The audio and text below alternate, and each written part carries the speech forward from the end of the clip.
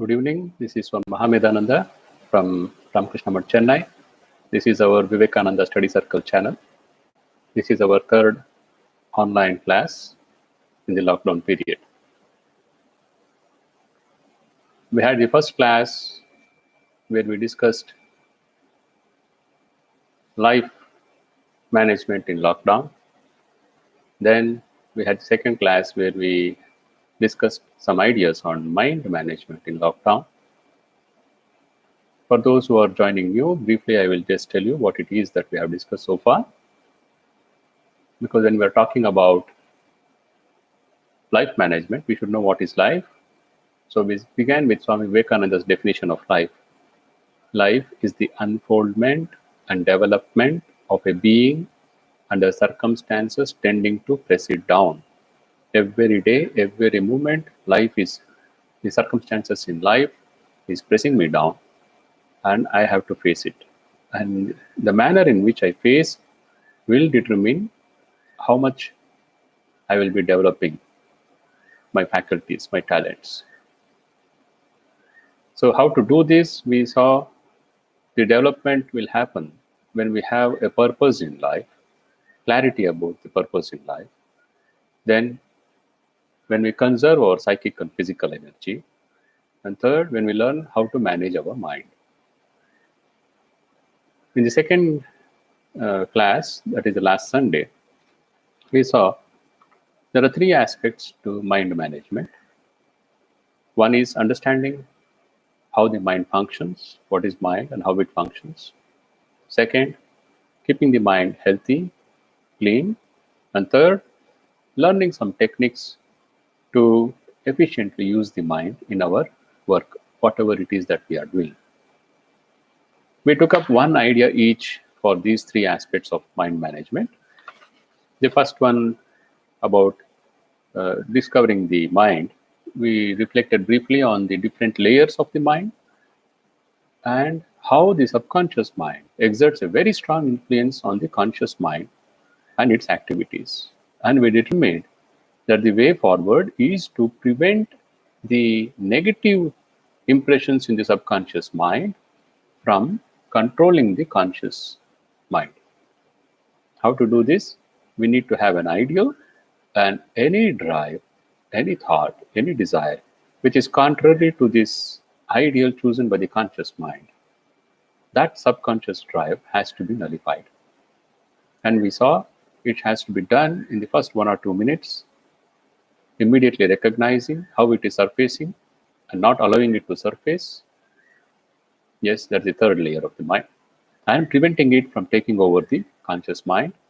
And we saw one tool we chose was Viparita Bhavana, raising a contrary thought, feeling, emotion to that which is coming from the subconscious mind. And we saw it is not a direct engagement because the moment we touch that, we become that. So it is going in the opposite direction. If this is west, we discovered that we have to walk towards the east. That was one technique for mind management, the first aspect. Second, for healthy mind, we told ourselves, let us read half an hour every day, some good inspiring literature. And then let us be creative. In this lockdown period, it is an opportunity to learn something new. Let us understand this. Some new aspect of life, if we can connect our mind with that, it will give mind a sense of joy and prevent it from going into the animal level direction. And the last technique, we just picked up one technique, which is whenever we sit to study or whatever it is that we are doing, the task, we give it a framework of time and space. This much time I am keeping for this activity, and this is the portion or this is the amount of work I will be accomplishing in this time. And we saw how this works in the examination hall. So life itself is an exam. So we decided every time we decide to do something, we will sit with this framework of time and space. Now that much for the last two classes. Today I'll be sharing some thoughts which may be a little deep. I request you to concentrate. Let's see what we can pick up from this. The topic is discover your life's purpose. It looks very grandiose. discover your life's purpose. Each one of us, we have to discover our life purpose. What does it mean? Does it mean each of us, we have a different purpose? Is there a commonality? I'll try to present some thoughts. Please see if it makes sense. To uncover our life purpose, the first thing we need to do is to ask some fundamental questions. In his Bhajagovindam Stotram, Sri Shankaracharya, he tells us, brother, ponder over these questions. What are the questions, Swami? Who am I? Who are you? Where have I come from? Where have you come from? As an extension to that, we can add, why am I here? What am I doing? Why am I doing what I am doing? Where am I going finally? What is my true relationship with people around me in this world? And what is our collective relationship with this whole universe? These are fundamental questions. If someone is serious about discovering his life purpose, he has to ask these questions. If he doesn't have it, at least he can start thinking. That thinking slowly will become a deeper level questioning. Questioning is like a hunger. If you're not hungry and you're given food, you will not eat it. And if you eat, it will lead to indigestion. So those who are not ready for this, they will not see much sense in what I'm going to speak now. There are many who are not interested in discovering the purpose of life. Everyone is becoming an engineer, a doctor, now an IT field professional. That's what I have to do. I have to take a job, earn money, settle down in life, have one or two cars, have one or two bungalows, have a good family. Hopefully none of us will fall sick, none of us will die, and eternally live happy. A childish comic book kind of a story. There are some people who say, hold on, what is the meaning of this?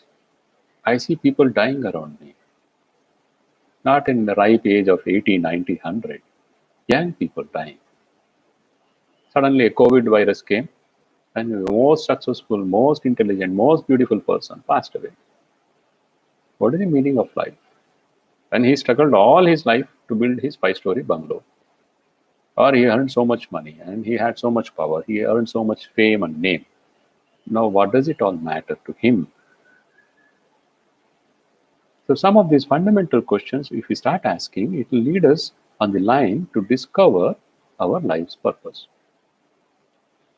Before going further in this, I will share with you one incident from Swamiji's life. These are questions that bothered Swami Vivekananda also. What is the meaning of life? So while traveling across India along with his brother disciple Swami Akhandananda, they were on their way to Badrikashrama, Badrinath. So they had reached Nainital and they spent hours together in meditation. One day when he woke up from a deep, long meditation, Swamiji used to meditate almost every night. Another brother disciple Turyananji says, how many times we have seen him sit for meditation night and wake up in the morning fully fresh. And he will have his bath and he's ready for the day's work, whatever it is. So Sri Ramakrishna used to say he was dhyana siddha by birth. He didn't have to struggle to go into meditation. It was a natural state for him. So one such deep meditation in Nainital gave him a very deep spiritual experience. Later, he noted it down in his book and he writes there, I quote him, in the beginning was the word, etc. He is referring to the statement from the Bible. It says, in the beginning was the word, and the word was with God, and the word was God. Swami is just briefly referring to that. In the beginning was the word, etc. The microcosm and the macrocosm are built on the same plan. Just as the individual soul is encased in a living body, so is the universal soul in the living Prakriti, nature, the objective universe.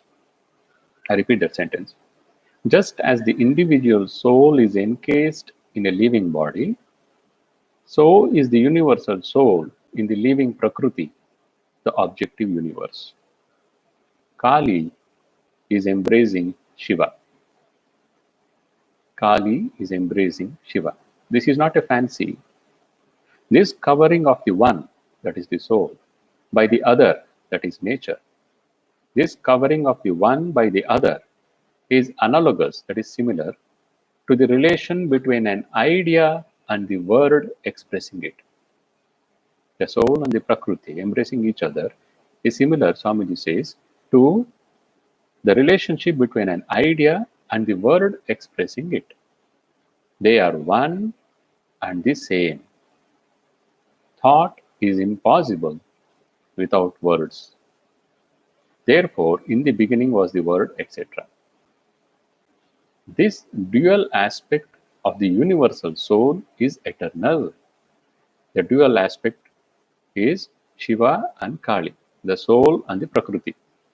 This dual aspect of the universal soul is eternal.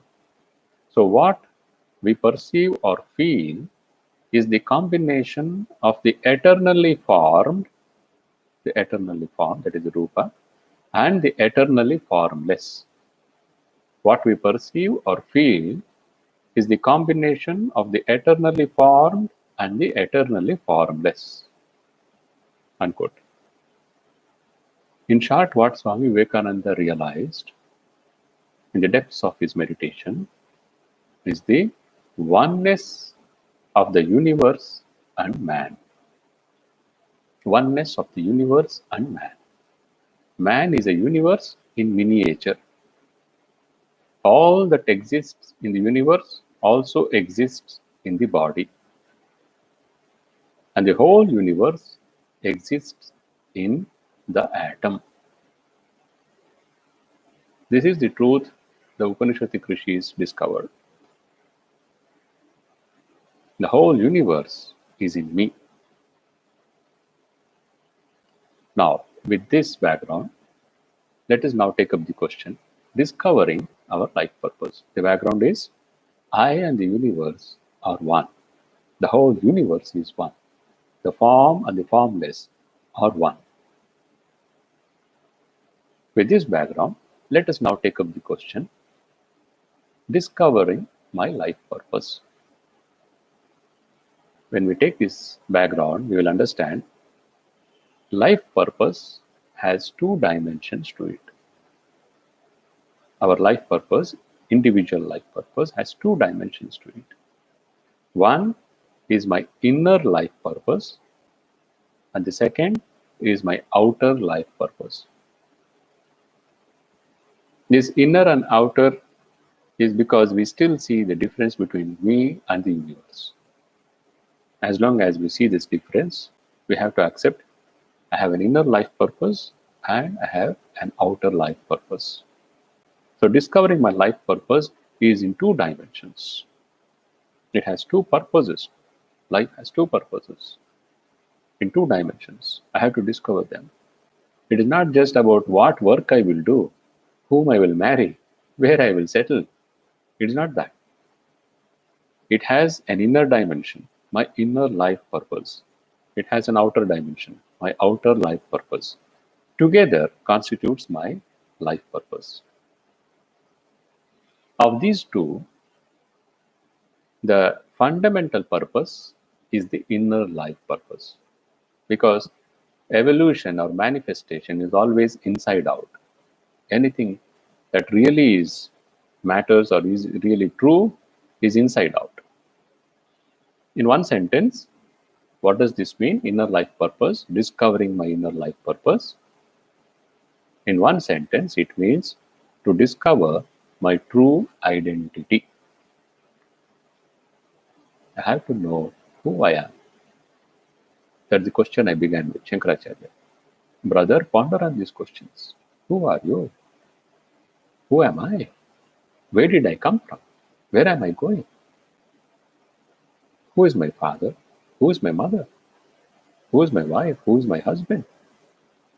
What are all these people around me? What is my relationship with them? What is our collective relationship with the universe? These are the questions which will lead me to discover my life purpose. And the first dimension, primary dimension of this life purpose is the inner life purpose. And what is the main purpose of this inner life discovery? It is to discover who I am or what I am.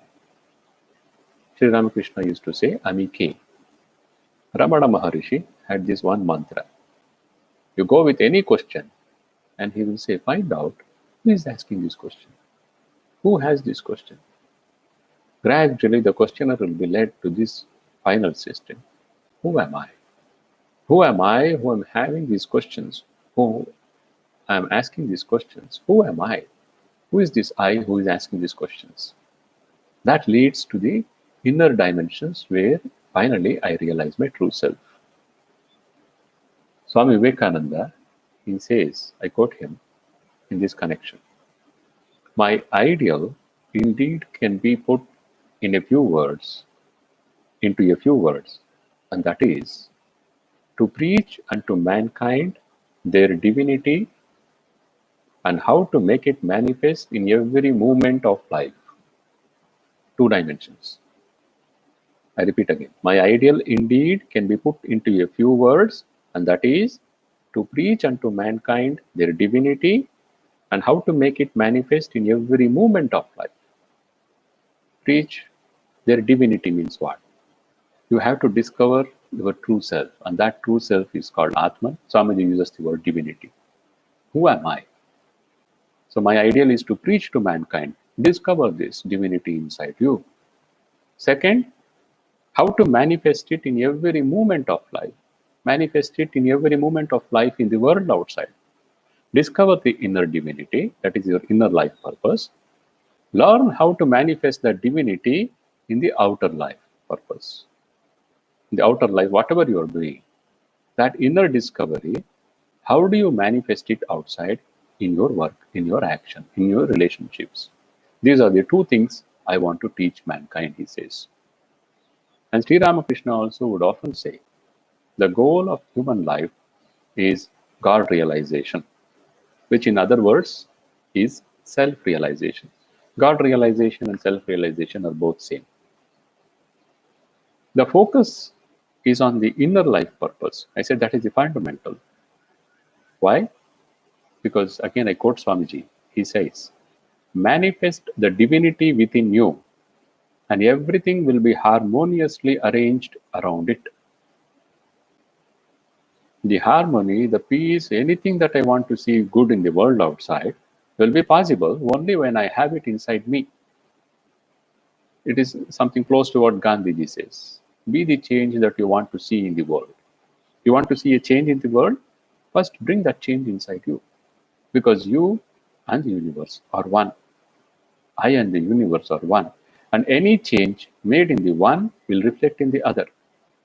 And the change has to begin with me. So this is the inner purpose, in one sentence, to discover who I am, discover my divinity. It is to function from the higher levels of consciousness. That doesn't mean, see, until I discover my higher self, my true self, then what am I doing? I am just progressing towards it. Every step is a gradual progress towards that inner divinity. How is that? I try to raise my level of consciousness and function from the higher state of awareness, where I am not controlled by my own experiences or experiences of others. I am not controlled by my own subconscious mind, my old purva samskaras. I try to function as a witness. This is a topic which we can take up later. It has to go deeper into that. Whatever may be the work we are doing, whatever may be the roles we are playing, whatever may be our responsibilities, whatever may be our circumstances, we as a human being should function with the awareness of our true identity. Our true identity as Atman or consciousness. Swamiji says, tell yourself day and night that you are the Atma. Someone in England who was listening to his lecture, she got up and told, "Oh Swami, you're teaching us hypnotism." Then Swamiji immediately replied, "No, madam, I am teaching you dehypnotism. You have hypnotized yourself into believing that you are a body and a mind and a ego, and that you are separate from others, different from others. This hypnotic state has to be broken. You have to discover you and the other person are one. You and the universe are connected. Nothing is outside you. You cannot harm someone. You cannot hate someone. You cannot be jealous of someone without harming yourself." Now, this inner growth, inner progress is what we call spiritual progress. This much about the life's inner purpose. Now, the life's outer purpose. What does it mean if I want it in one sentence again? It is to contribute to the world, which is but another form of me. I have to contribute to the world. That is the way I can discover my connection with this outside world. My life purpose is to contribute to this world outside. Remember Swamiji's statement in his letter to the Maharaja of Mysore, "My noble prince, they alone live, who live for others. The rest are more dead than alive." So the purpose of living, outside purpose, is to contribute. What do we mean? What do you mean by contributing to the world? Let us take an example of two doctors in a town. And now there is a case of malarial outbreak. The two doctors see there are so many patients now coming. A doctor is happy to have a good business.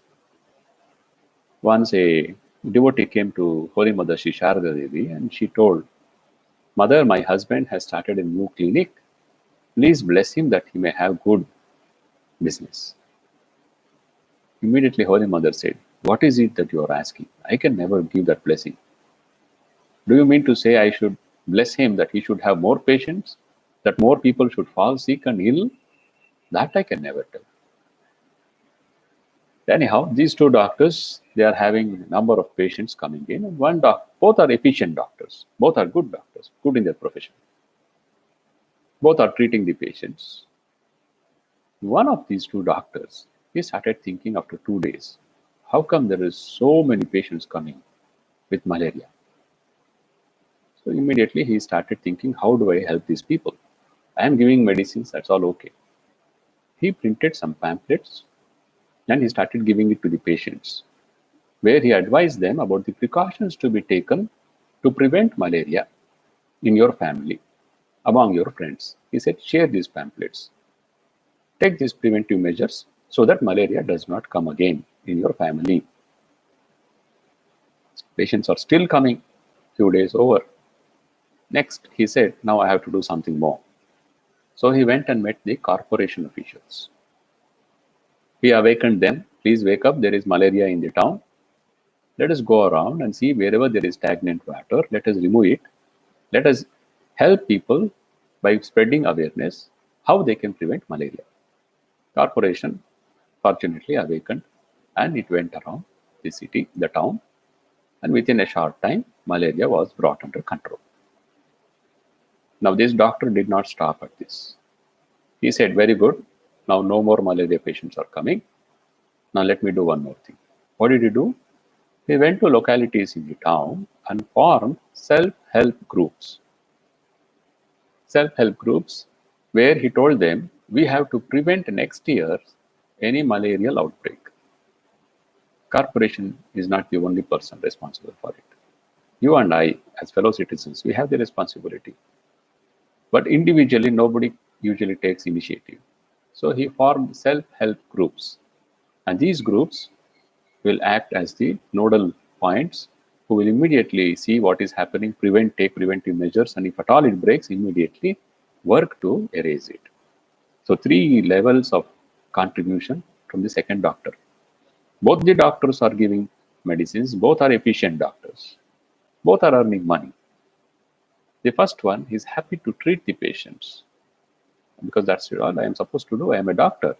I am treating them. Very good medicines I am giving. But my diagnosis is good. The second one is also doing that. But he is not stopping there. He is giving a printout out of he has printed out pamphlets. He is telling them how to prevent. Second, he is going to the corporation. A doctor is not expected to do that, but he's gone there because he's a citizen. Third, he didn't even stop there. He helped fellow citizens to awaken. He formed self-help groups. This doctor is an enlightened citizen. He's an enlightened citizen. So my outer life purpose is this enlightened citizenship. I have to contribute. First level, I have to achieve excellence in whatever I am doing. I cannot be a horrible doctor. I cannot be a bad teacher. I cannot be a stupid engineer. I cannot be a very ordinary housewife who doesn't know how to cook, who doesn't know how to talk. Whatever is my role I am playing, I have to connect with people in the best possible way, in the most efficient way. And once that efficiency is achieved, then I have to expand. Remember Swamiji's famous quote, expansion is life, contraction is death. Expansion is life, contraction is death. I have to expand. Expand my feelings, expand my sense of belonging. Why? Because I and the universe are one. That's what the second doctor did. I keep telling this. We have this in Vivekananda study circle. In our regular classes, we keep a big picture of Swamiji with a one-line quote. Unselfishness is God. Who is God? What is God? Swamiji has a wonderful definition. Unselfishness is God. The moment I am selfish, I am contracting. I. And that is unnatural because I am cutting off from the other people, other person. He and I are one. I am refusing to recognize that. Selfishness is I want for me. Unselfishness is expansion. And that is life. Selfishness is contraction. That is death. This doesn't happen in one day. As we have discussed earlier classes. This begins with like I. It starts somewhere once we say, let's have a class like this. Then we say, okay, I and you. Theoretically, at least now, I accept that you and I are connected. This whole universe is connected with me. I am connected with the universe. So let me say, I and you. Slowly, as this I and you is put into practice, whatever I do, whatever I think I and you. The good of me and you. As I evolve in this, in practice, not in theory, in practice, slowly it becomes you and I. I start putting the other person before me. As this is practiced, there comes a time when this person says, he who was telling I, he moved to I and you and I. Now he comes to a state with practice where he says, you only. He has become unselfish.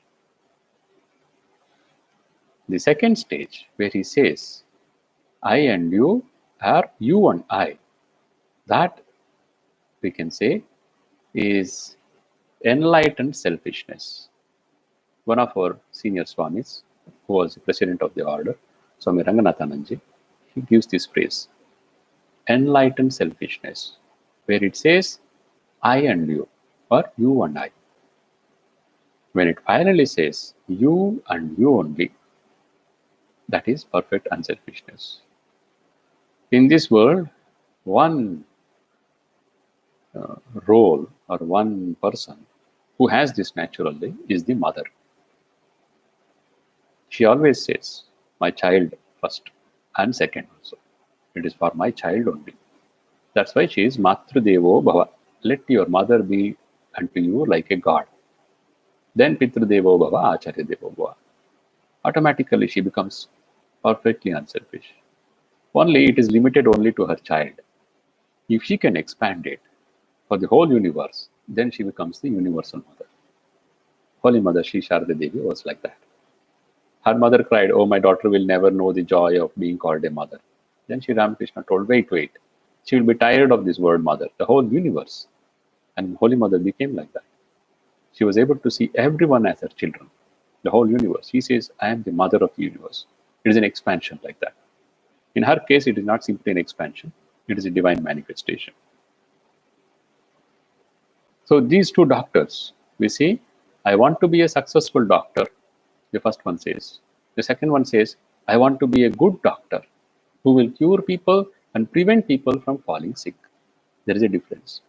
So my outer life purpose should be what the second doctor manifested. I have to contribute.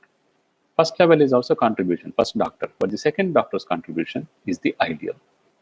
That is my purpose. Whatever work I am doing, I have to now see how can I connect it with the people around me? How can I contribute to people around me?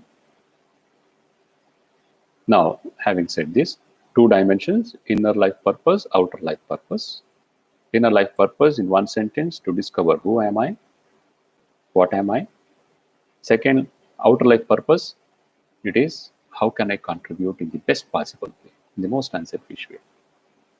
These are the two purposes we have seen. What is the means? Let us see now. What are the means for achieving this inner and outer life purpose? Swamiji's quote again will help us in this. Swamiji writes, I quote, the national ideals of India are renunciation and service. Two ideals Swamiji is giving. The national ideals of India are renunciation and service. Intensify her in those channels and the rest will take care of itself. Intensify her in those channels and the rest will take care of itself. Now, our individual ideal should be in harmony with this national ideal. Our individual ideal should be in harmony with this national ideal. And this national ideal is India's contribution to the world. So it is not just my country's ideal. My country's ideal is the ideal for the whole world, and this is my country's contribution to the world. Renunciation and service. Renunciation is the tool for realizing our inner life purpose. What is the inner life purpose? To discover who I am. Who am I? What is the tool? Renunciation. Don't be frightened. Renunciation doesn't mean becoming a sannyasi. What does it mean then? It is to renounce hatred, untruthfulness, selfishness, and then to control our senses. There are so many ways of understanding it. Let us take it this way. It is to renounce hatred. It is to renounce untruthfulness. It is to renounce selfishness. And it is to control our senses. These four aspects you can say to this word renunciation. Swamiji writes again, I quote him, love, truth, and unselfishness are not merely moral figures of speech. They form our highest ideal because in them lies such a manifestation of power. So the inner divinity, whatever is that I call divinity, Atman, it will start manifesting through these tools, love, truth, unselfishness. Sri Ramakrishna would say, in this Kali Yuga, truth is tapasya. Being truthful is tapasya. It is so difficult to be truthful in this Kali Yuga. You don't have to stand on one leg, meditate for 10,000 years. Be truthful in your everyday life. Be truthful with yourself. As I keep telling, we often lie to ourselves than to others. So trying to be truthful with myself. When I tell something, I hold on to it. Even in small matters, I hold on to truth. I forsake untruthfulness. Even if it costs me something materially, I lose something. Even then I say, I hold on to truth. That's what made Gandhi a great personality. And his autobiography, we know, my experiments with truth. Any person worth his salt, you see in this world. We are not talking about kings. We are talking about great ideals. Take a Jesus, take a Buddha, take a Ramakrishna, take a Chaitanya Mahaprabhu, take any of these great people who are worshipped even now. People say, these are my ideals in life. You see, they are established in truth. Now, renunciation means also restraint. Sense control, I say. I'm talking that point. Restraint. I quote Swamiji again. It is the greatest manifestation of power, this tremendous restraint. Not just sense control, say, controlling my sense of hatred, the desire, the inclination to be untruthful, to be selfish. I control it and I say no. That manifests great power. It is the greatest manifestation of power, this tremendous restraint. Self-restraint is a manifestation of greater power than all outgoing action. Swamiji then explains it. A carriage with 4 horses may rush down a hill unrestrained, or the coachman may curb the horses. Which is the greater manifestation of power? To let them go or to hold them? So my senses would like to run away. My desires, my selfishness, they keep running out, and I say no. I restrain them. That restraint is renunciation. I give up the desire. So this power of renunciation, this ideal of renunciation, if we take into our lives, it will help us to discover this and realize this inner life purpose. The inner life purpose, to discover who I am. I realize it through this one ideal, renunciation. Renunciation is not simply giving up family and running away, not that. I renounce all these lower urges in me. In short, we have seen, I will be truthful, I will be unselfish, I will be loving. These 3 ideas itself is enough. Swamiji says that love, truth, and unselfishness, they form our highest ideal because in them lies such a manifestation of power. If we can hold on to these 3, think deeply, because this is not enough. This is just like an outline.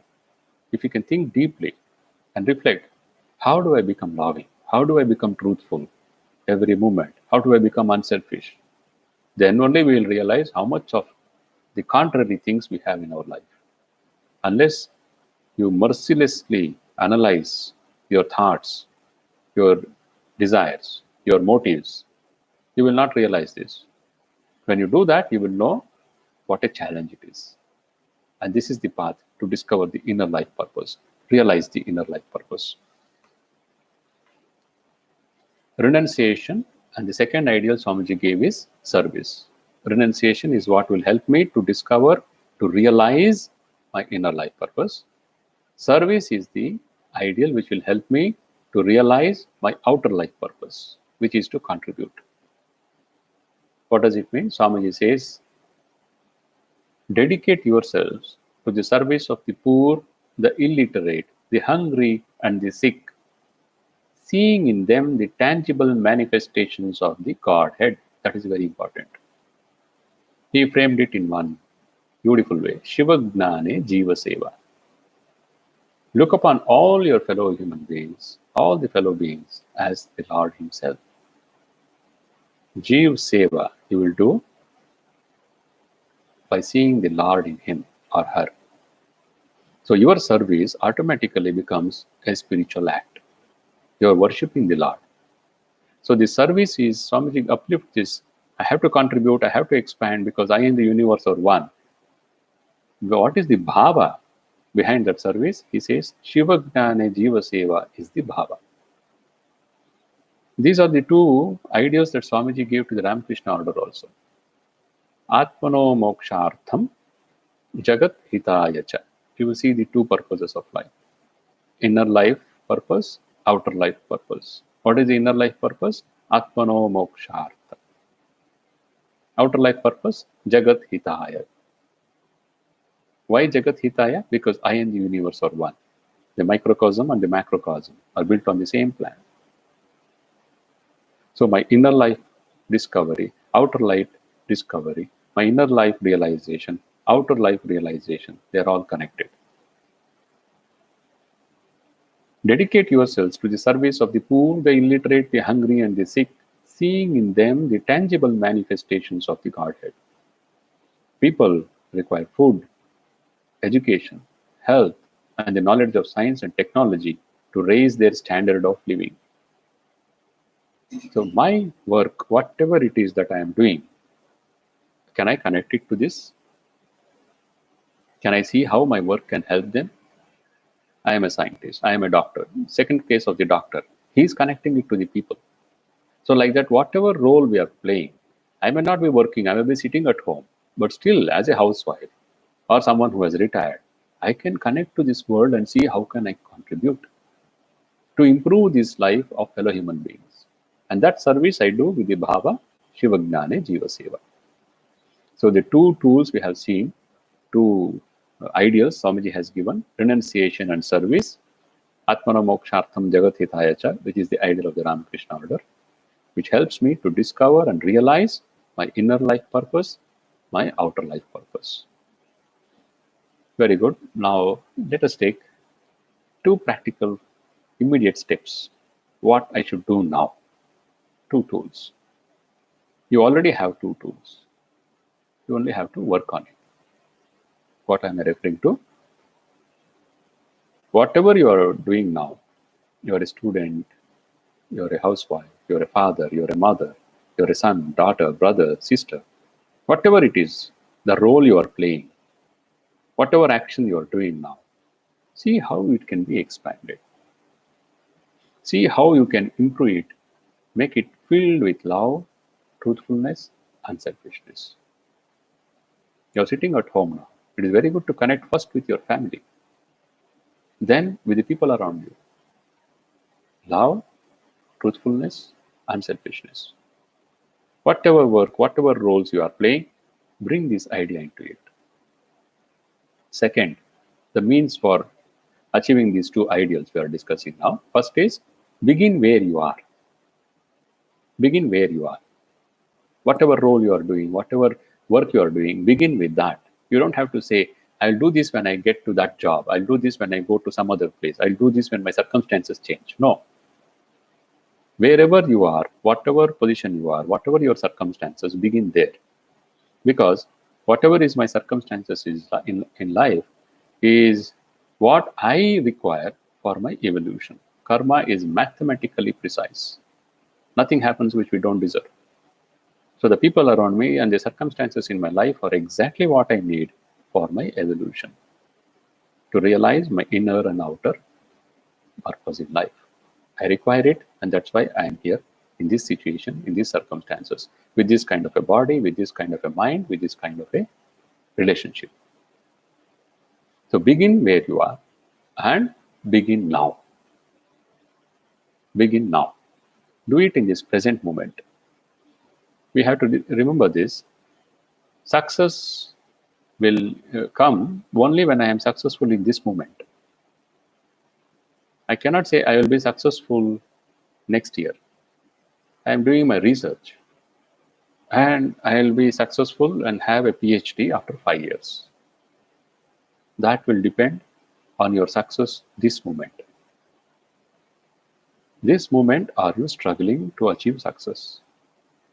If you are struggling and you are striving continuously this moment, and if you succeed, that will add up to that success 5 years later. It cannot be an outcome which is in the future. It has to be now in the present. So live in the present, make sure of this present moment becoming a success. These two things. Begin where you are, whatever relationships you have, whatever role you are playing, whatever work you are doing, begin with that. Begin now in this present moment. Not postponing. After lockdown, I'll do this.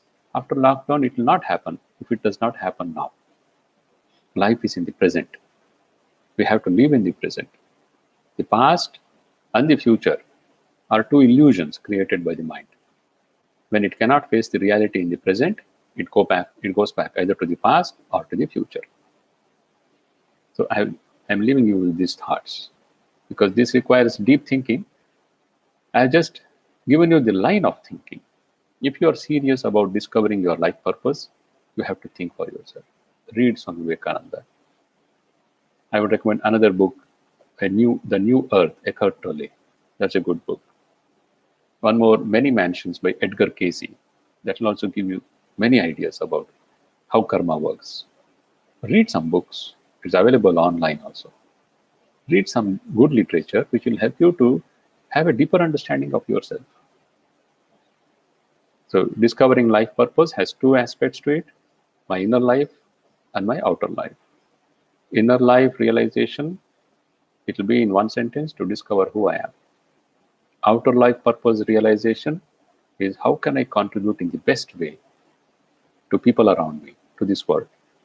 The reason why I should do all this, we have seen the microcosm, macrocosm, Swamiji's realization. How do I do this? Swamiji's twin ideals to our India. If we as Indians take up this ideal, leave this ideal, that will be our contribution to the world. India has contributed this to the world. It has sent so many medicines. Very good. India has now taken up these ideals given by Swamiji. Renunciation and service are the twin ideals of India. Intensify her in those channels and everything else will take care of itself. So if we can take up as Indians these two ideals, renunciation and service, it will help us to realize the true dimensions of our life purpose, inner and outer. Renunciation will help me to realize my inner life purpose, which is who am I? What is renunciation? I have briefly discussed. Service will help me to realize my outer life purpose, my oneness with this world. The feeling of oneness will again manifest as love. And that will bring good to the world, good to me. I will close this session. Please reflect on the points we have discussed. It requires very deep thinking. I have just given you a brief outline. Discovering our life purpose. I have told you there are two dimensions to it: inner, outer. What is the inner realization? In one word, to discover who I am. What is the outer life realization? Connecting with people around me, serving them with Shiva Gnana Jiva Seva Bhava. These two. And what are the immediate tools I have in my hand now in this lockdown period? Whatever I am doing, wherever I am, I begin with that work, with those relationships. And I begin now in this moment. So with this, I will close this session. We will meet again. Please join us for the Saturday special lecture, 10 o'clock by Swami Muktidananda Ji. You will have to register, and the link I saw here, it is working. Please do that, and we'll meet again next Sunday. Thank you. Sri Ramakrishna Arpanamastu.